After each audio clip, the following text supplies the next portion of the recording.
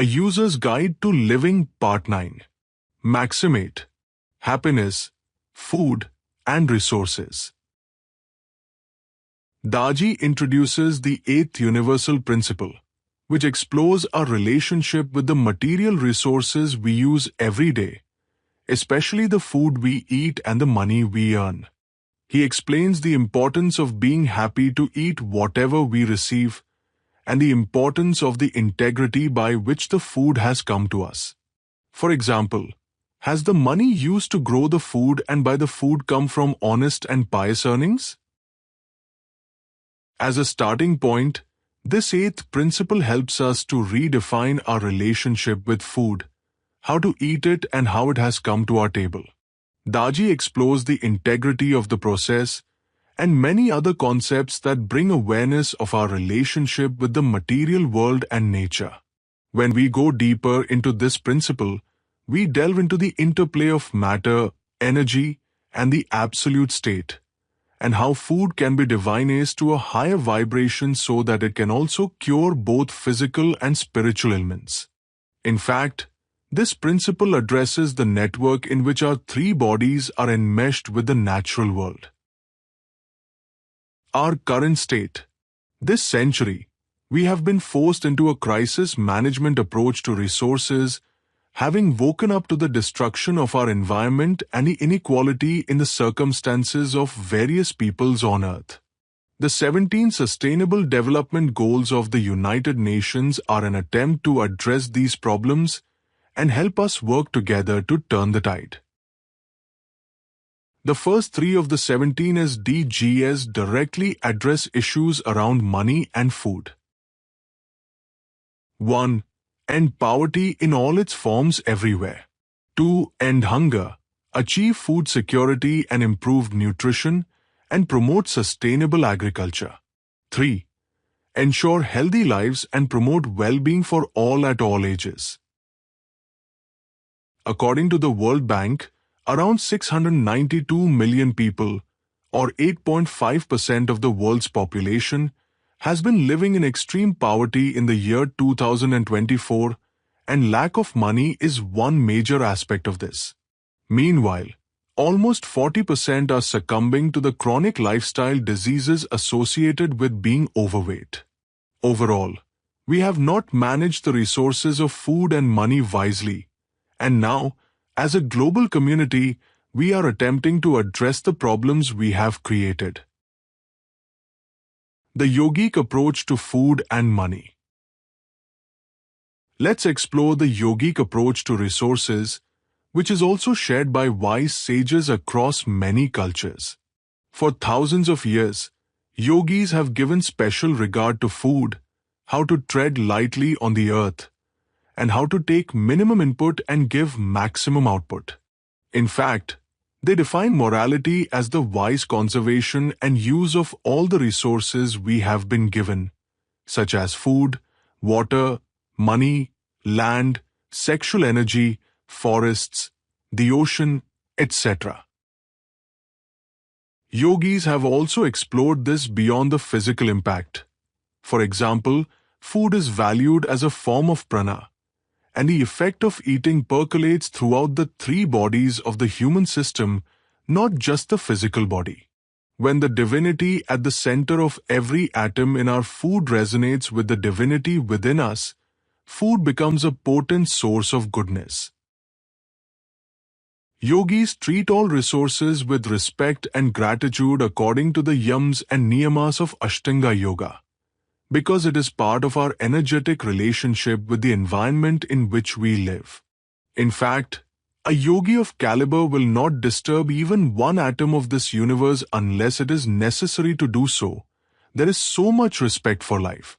It is the lightest human footprint and a sacred attitude to living every moment of every day in tune with nature. Thus, a yogi will be happy to eat whatever food is available locally, seasonally, without the need to have exotic foods shipped in from other parts of the world or foods chosen for their desire-based delectable taste. For example, will a yogi feel, "My lunch is incomplete unless I have a sweet"? No. That desire-based feeling of incompleteness has a similar consequence to eating tamasic food. A yogi is content with nature's bounty in whatever form it is available. A yogi will recycle and reuse rather than succumbing to the throwaway culture of our age. Greed and carelessness are replaced by an existence of being in the world but not of the world, like a lotus. This wisdom has been there throughout human history, and in the modern era it is encapsulated in Babuji's Principle 8. Principle 8. Be happy to eat in constant divine thought whatever you get, with due regard to honest and pious earnings. Happiness. Superficially, this looks like the simplest principle to adopt. Who doesn't enjoy good food? Happiness seems to be what most of us hope for in life. Philosophers and mystics have recognized the prime place of happiness. For example, Aristotle proposed happiness as the ultimate purpose of human life. The Buddha taught that the path to happiness starts with an understanding of suffering and recommended the Eightfold Path, the core of which is acceptance, and the Vedas hold that the nature of the pure personality is Satchitanand, where Anand means bliss, the transcendent state of happiness. In the last 60 years, with the development of positive psychology and the emergence of the science of happiness, billions of dollars have been spent in the search for happiness. Yet, can we say that we are happy as a result? It is probably the opposite. Our focus on happiness highlights our lack of it, just as more hospitals are an indication that the population is sicker. Otherwise, why would we speak so much about happiness? According to Babuji, happiness, joy, and bliss are qualities of the soul, and emanate from a state which may aptly be taken as that next to the divine. This pure vibration emanates from near the center of our being, which then percolates outward through the layers of our system, also purifying the physical levels of existence. This principle is intriguing, involving the flow of prana through the states of energy and matter. The current flows out from the absolute, and it also flows back from matter to energy and ends in the absolute state. And in Principle 8, it is the story of how food, when received with the right understanding and eaten with the correct attitude, can nourish and purify all our bodies and support us to reach the final state. The role of food. Food is an important part of daily life. As well as contributing to our happiness and well-being, food also provides an opportunity to spread happiness. Think of family dinners, special restaurant dinners, holidays like Christmas, Diwali, Eid, and Hanukkah. Food is a way of sharing and bonding. There is much more to eating than simply adding chemical nutrients to our bodies. The effect of the subtlest vibrations filters down into the food itself. And when it enters our body, these vibrations spread throughout our system via the arteries and veins. We are utilizing the food we take in from outside in the best possible way, and the atoms of the body are purified. Our prayerful thought combines with the food to promote physical, mental, emotional, and spiritual health. In the partaking of food, the channels of prana open up, allowing the happiness with which the food is charged to enter and purify the whole system. As a result, eating benefits our physical well-being and our spiritual progress. This is a very potent concept, which has huge implications for health, well-being, and happiness. The power of prana. In his commentary, Babuji reveals a secret known to very few. When we apply our thought to prana, it generates a force that can lead us toward our goal. When the prana in the food comes into contact with our thought, which is imbued with happiness, it becomes supercharged.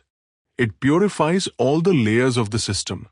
In Babuji's words, that which springs up by our contact with reality leads us towards the supreme. This paves our way to the infinite. Thus, so much distance is covered so very easily. This observation of Babuji, that our expansion of consciousness can be accelerated with the help of the prana in food being in contact with reality, is one of the most amazing gems that he shares. When we fix our thought on the ultimate while eating, we take in its effect. Honest and pious earnings. Now we come to the final part of this principle, the importance of honest and pious earnings. I receive questions from many people around the world about this part of Principle 8. Let's start with pious earnings. What I understand by pious earnings is all the acts that we perform in earning our day-to-day wages. Moment by moment, we interact with customers, with nature, and with so many other people. At some level, we are involved in some sort of serving. It's an exchange. No matter what type of exchange, how can we make such acts pious? Whether they are physical, mental, emotional, or intellectual. How can we be so absorbed in the piety that is prevailing in our hearts? It happens only when we are connected with divinity, drowned in divinity. The solution is there. Piety means to serve from the highest, and that means to go down to our deepest level. The deepest level is overflowing with love when we are interacting with everyone. In our interactions with our subordinates, with superiors, and with colleagues, is love there? Is respect there? Also, think about what kind of occupation you are in. Is it an occupation that brings harm to people? Take an extreme example, the case of someone who is making a living as a drug dealer or arms smuggler. Without doubt, both these professions bring harm. The money earned from these is blood money. Knowing this, would you be happy? Various professions bring harm to others in varying degrees, but it is for each of us to decide whether the way we work brings benefit or harm to people. It is the first test that determines whether our occupation is pious or not. The second test is whether we like what we do or hate it. When we enjoy what we do to make a living, we are happy. When we hate what we do, we are not happy. The third test is whether our occupation enables us to lead a balanced life. If we work 16 to 18 hours a day, as many people do we have time for other important aspects of life, such as family, health and spirituality?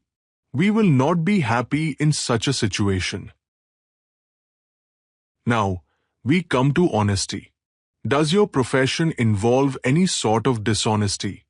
Whether it is cheating your customer or the government. If your profession involves giving or taking bribes, falsifying information, or any other dishonest, immoral, antisocial or illegal activity, you are not earning an honest living. I am also tempted to say, if you are not giving your best in your job, you are also being dishonest. This list does not cover all the scenarios, but I am sure you get the idea. Many of you might think, I agree with this, but I have no choice. So ask yourself, what are my intentions? Are they pure? Are they in line with the yams and niyamas, and with these 10 principles? You may need faith and courage to change your life around if the answer is no or not fully. So, we have to be very careful about what we consume. Even the most sattvic vegetables bought with dishonest earnings will have a vibration of a different nature. The moment we consume anything that has been bought with wrong earnings, the vibrations become heavier and more complex. The core theme that permeates all heartfulness teachings is purity. We originated from purity, the center of our being is purity, and it is purity that weaves our destiny to the final state. But our thoughts, feelings, and actions add impurities and complexities to our system, and they come in various levels of heaviness. For example, If we engage in dishonest activities or corruption, a lot of impurity is added to the system, and it doesn't only affect us. You may think that you are doing a wonderful job, giving a lot of good things to your family, whereas actually you may be ruining them when you earn by dishonest means. It is what we call the side effect. Your wife and children may have nothing to do with your earnings, but the vibratory level of your being will affect them. Vibrations are caught like that. If you earn a living through pure and pious means, your conscience is clear, and everyone in the family benefits. Things in nature are pure because the basis is purity. Things earned by humans can also be pure when they come through pure and pious means. It maintains the pristine nature of our human web. That is why sages have put so much importance upon honest and pious earnings. Principle 8 in action. This principle awakens us to the fact that even apparently mundane activities like taking food and making money can either contribute to the purity of our system and expand our consciousness when done correctly, or pull us down. As discussed earlier, much has been said about happiness, which is a central goal for humankind. In fact, the pursuit of happiness has been written into the constitution of some countries. After spending so much time and many resources on decoding happiness and getting nowhere, the world may be ready to hear the truth. I have spoken and written about this many times. Lasting happiness does not come from external sources. Happiness is a state next to the divine, the center of our being, and the effects percolate to the outer layers and purify them. If we look upon ourselves as fields of energy with a series of layers of varying vibratory levels, the state of happiness exists in close proximity to the divine. Happiness in its subtlest form is our soul's nature. To see this in action, we only have to look at a little child, naturally joyful and happy. The primary misunderstanding that seems to have taken us off course is that happiness will come from external things. We look outside, despite the fact that both spiritual wisdom and modern science agree that happiness is to be found within. One reason that we are not able to feel happy is due to our perception of separation, of I-ness, and our identification with extraneous objects such as wealth, power, and status. In other words, instead of identifying with the soul, we identify with the ego and experience separation from others. In this perception, our attention and efforts are focused on fulfilling our desires. Objects of desire may give us pleasure, but it is short-lived. In order to continue to fill the gap, we acquire more and more objects of desire, thinking that they will continue to give us happiness. Sound familiar? There is also another reason we don't feel happy, even when we have everything we want. It is because we numb ourselves to the pain that comes from past traumas and memories laden with guilt, shame, anger, fear, jealousy, resentment, and worry. When we disable our ability to feel pain, we disable our ability to feel everything else, including joy and happiness. We lose contact with the feeling level of existence. Many of the emotions we experience on a day-to-day basis are triggered by our subconscious reactions and responses, which are a result of the samskaric load we carry from the past. We label them as positive or negative, based on whether they feel pleasurable or painful. We may go through multiple emotions in any given day, but a happy, contented person is someone who accepts these emotions as part of the ups and downs of the human experience. Per contra, if we have shut down our feeling apparatus so as to shut down pain, we may need some simple practices to help us reconnect with our feelings. The heartfulness practices do just that. In meditation, we dive deeper from thinking into the realm of feeling, in a safe, supported environment because of the love that is transmitted from the source.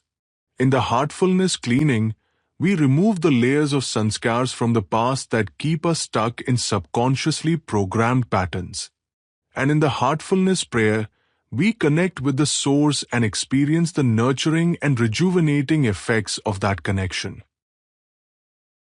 Assimilating happiness. Meditation is the foundation of spirituality. Without meditation, it is not possible to have even a minor spiritual state or condition, let alone touch the states of purity.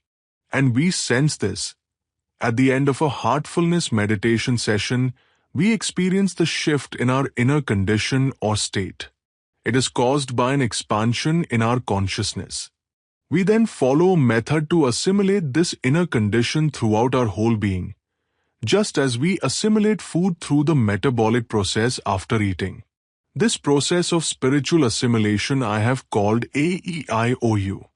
It enables us to feel expansion in all layers of our being. When we don't take the time to assimilate, we may lose the new condition. The sustained practice of AEIOU after meditation has the effect of transforming all layers of our being, from the spiritual to the energetic to the physical. I would call this a top-down approach. The method revealed in Principle 8 is the bottom-up approach, where the assimilation starts from the material and spreads to the energetic and to the spiritual, ending in the final state. These two approaches complement each other in our journey to the goal. Isn't it amazing that we are able to bring the highest form of happiness through the power of thought and sanctify the food we take in? This process has the power to purify every particle of the body, leading to physical and spiritual health. It supercharges the prana, thereby leading us to the final state. In another book, Efficacy of Raja Yoga, Babuji confirms this. There are external forces too helping us to the destination if properly guided. The Eastern thinkers have taken special regard of the question of food. It should be cooked neatly and cleanly in a proper manner.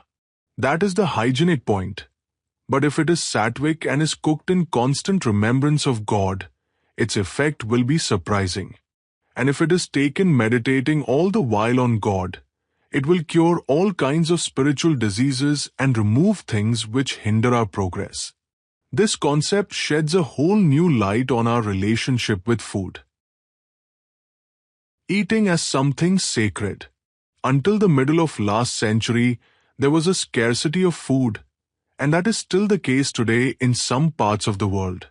With the invention of processed food, however, that scarcity was removed in the economically prosperous nations. But there's a downside. Instead of nourishing us, food has become one of our main causes of disease. Based on data by the WHO, close to 40% of adults in the world were overweight in 2016, and the percentage of children was not far behind.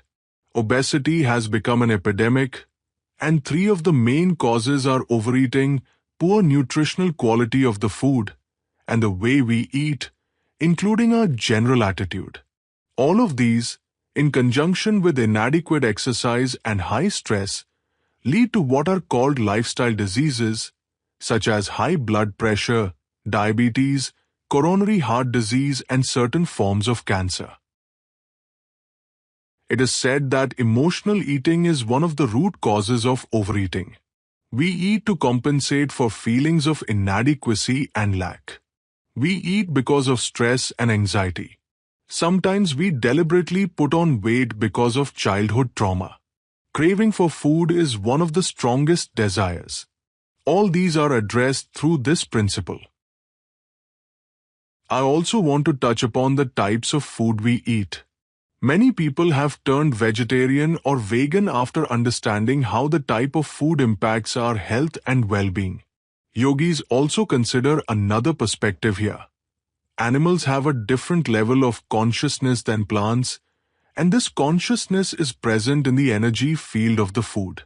The yogic science of the three bodies of various forms of life, minerals, plants, animals, and humans, helps us to understand why we eat lighter sattvic foods for spiritual evolution.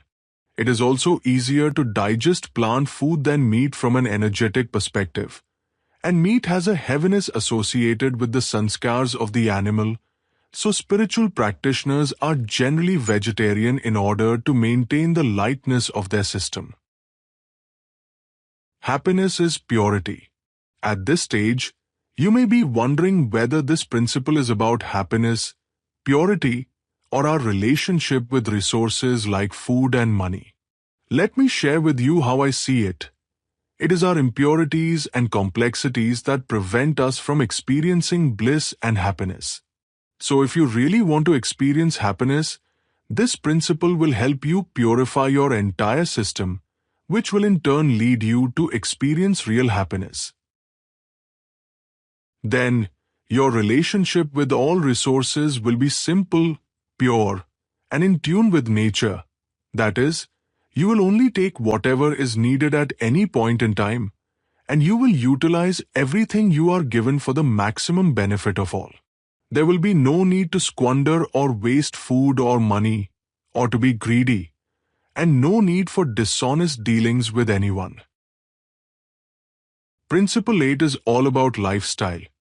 How we earn, how the money is utilized in buying food, how the food is cooked, how it is consumed, and what we do after eating the food. Many of us pray before eating. But what about our thoughts during the meal and after the meal? How are we assimilating the food? Just as meditation in the morning is the beginning of assimilating the meditative state for the day, so eating a meal is the beginning of assimilating the food given in that meal. Here is a simple suggestion. When you have finished your meal, close your eyes for half a minute and connect with your center. Truly be grateful from the bottom of your heart for the meal and for all those who served you. If you are in a restaurant, be thankful to the waiters. It is easy to give a tip, but it is rare to give such blessings from the heart. It will touch them at some level. It is a very powerful moment once you have finished eating in divine remembrance, grateful for everything that has happened. With practice, you will soon see that Principle 8 is working at many levels.